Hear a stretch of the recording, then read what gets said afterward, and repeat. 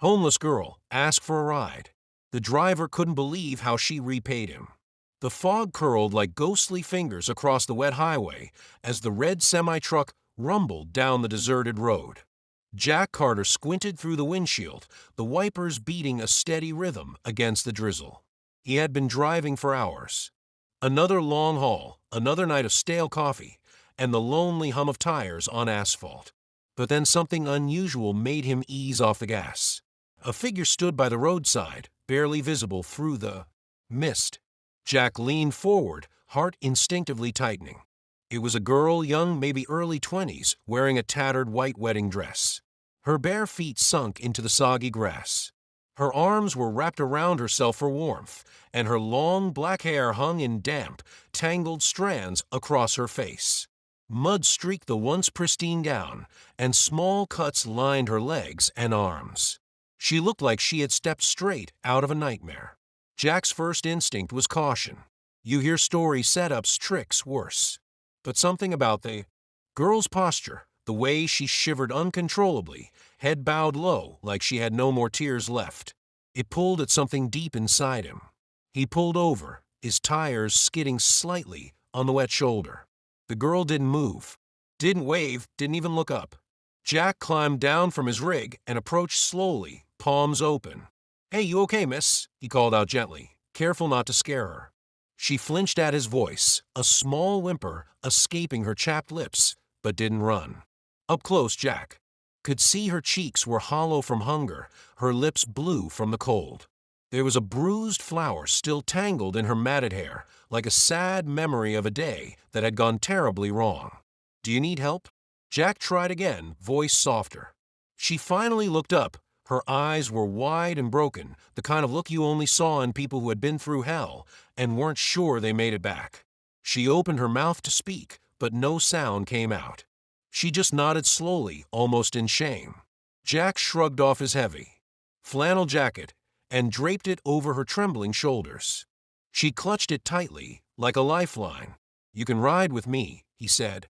"Let's get you somewhere warm." He helped her into the truck's cab, bundling her in blankets he kept behind the seat. She curled into a ball against the door, silent, exhausted. Jack turned up the heater full blast and passed her a bottle of water and a packet of crackers. She devoured them like someone who hadn't eaten properly in days. For a few miles they drove in silence, the rain tapping steadily against the windshield. Jack didn't push her for answers. He had seen enough in life to know that sometimes silence carried more weight than words. It wasn't until they passed a small gas station that she finally spoke, her voice barely above a whisper. "My name's Isabella," she said, each syllable brittle. Jack glanced at her surprised. "I'm Jack," he replied warmly. "Nice to meet you, Isabella." She tried to smile, but it collapsed into a shudder. Jack decided to ask the gentlest question he could. "You running from something?" Tears welled up in her eyes, but didn't fall. She nodded. "My wedding," she rasped. "Today." Jack tightened his grip on the steering wheel, his gut twisted. Isabella stared out the window, her breath fogging the glass. "Hey, you left me at the altar," she said hoarsely. "Told everyone I wasn't good enough, that marrying me was a mistake." Jack shook his head, anger flaring in his chest on her behalf. "But that wasn't the worst," Isabella continued, voice cracking. "He and his friends, they laughed. They made bets on how long I'd last before begging to come back." Jack felt a sick knot form in his stomach. He had no words, no comfort strong enough for betrayal that deep. "I ran," Isabella said simply. "Ran right out of that church, through the fields, down the road. Didn't stop until I couldn't feel my feet anymore." Jack blinked hard against the sudden sting behind his eyes. This world, it could be so brutal sometimes. "You didn't deserve that," he said firmly. She shrugged under the blanket. "Maybe I did. Maybe I'm just broken." Jack pulled the rig into a small rest stop. A diner sat glowing in the distance, offering cheap coffee and hot meals. He killed the engine and turned toward her. "Listen to me, Isabella," he said, his voice low but strong. "The way they treated you, that says nothing about you. That's on them. Cowards hurt people because they're scared of their own emptiness." She stared at him, a flicker of something. Hope, disbelief crossing her face. "You're not broken," Jack added. "You're bruised. There's a difference." For a moment, neither of them spoke. Outside, the rain slowed to a fine mist, the morning struggling to break through the heavy clouds. Jack cracked a small smile. "Now, how about we get you some pancakes and hot chocolate, my treat?" A tear finally slid down Isabella's cheek, but this time it wasn't just sorrow. It was the beginning of thawing. She nodded. Jack helped her down from the truck. She wobbled slightly, barefoot in that torn wedding dress, still clutching his oversized jacket around her thin frame. But there was a new strength in the way she held herself upright. Inside the diner, heads turned. How could they not? A trucker and a barefoot girl in a filthy bridal gown. It wasn't exactly something you saw every day. Jack ignored the stares. He guided her to a booth by the window and ordered 2 big breakfasts, extra syrup. Isabella hesitated when the plate arrived, as if she wasn't sure she was allowed to sit there to eat, to exist in a place warm and safe. Jack picked up his fork and started eating like it was the most normal thing in the world. Slowly, carefully, Isabella followed, and with every bite, with every stolen glance around the cozy diner, something invisible but heavy seemed to lift off her shoulders. Jack didn't ask more questions. He just let her exist. For the first time, and who knew how long, Isabella wasn't running, wasn't proving anything, wasn't apologizing for breathing. She was just there, alive, safe, and somehow that was enough for now. The diner's soft buzz wrapped around them like a blanket. Forks clinked gently against plates, the scent of fresh coffee and maple syrup fill in the air. Outside, the rain had faded into a soft mist, but Isabella still clung to Jack's jacket like it was the only thing keeping her tethered to the earth. Jack finished his pancakes and leaned back with a satisfied sigh.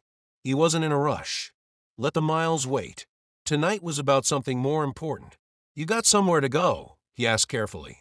Isabella wiped her mouth with a napkin, eyes dropping to the cracked linoleum tabletop. She shook her head. "No family." Another small shake. Jack exhaled slowly. He wasn't a man who made promises easily. Laugh had taught him that most promises were cheap. But something about the broken girl across from him made him push past every learned caution. "You do now," he said quietly, her head snapped up, disbelief written all over her dirt-smeared face. "I'm just a truck driver," Jack continued, shrugging like it was nothing. "But I know good people when I see them. You don't have to figure everything out tonight. Just don't give up yet." "All right." For the first time, Isabella smiled. Not a full smile. More like the ghost of one. But it was there, fragile, precious. Jack didn't push her to talk more. He let her finish her meal at her own pace. He even slipped a 20 to the waitress for extra blankets and socks he knew he had stashed in the back of his cab. That night, Isabella slept curled up on the sleeper bed behind Jack's seat, wrapped in warm layers, her breathing finally deep and even. Jack leaned his forehead against the cool glass window and whispered a small prayer he hadn't said since he was a boy. Please give her a second chance. The weeks that followed weren't easy. Jack made calls to old friends, the ones who owed him favors, the ones who still remembered how he pulled them through rough spots. A mechanic in Amarillo, a pastor's wife in Kansas City, a diner owner in Tulsa. Together, quietly, they stitched a net beneath Isabella.